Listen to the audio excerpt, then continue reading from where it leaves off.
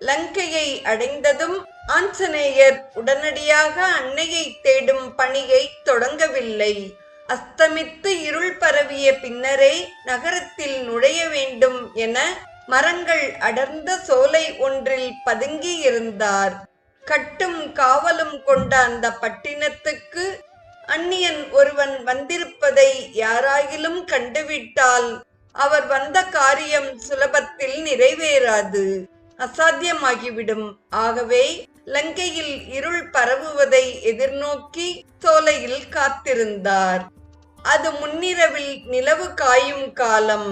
சூரியன் மேற்கே அஸ்தமித்த சற்றைக்கெல்லாம் எங்கும் இருள் சூழ்ந்ததோடு கிழக்கே சந்திரனும் உதயமானான். அவனுடைய வெண்ணிற ஒளியில் லங்காபுரியே சொர்க்கபுரியாக காட்சி தந்தது. மாட மாளிகையின் கோபுரங்கள் நிலவின் ஒளியிலே இழுத்துச் செல்லப்படும் படகுகள் போல் தோன்றின. அவற்றின் மாடங்களில்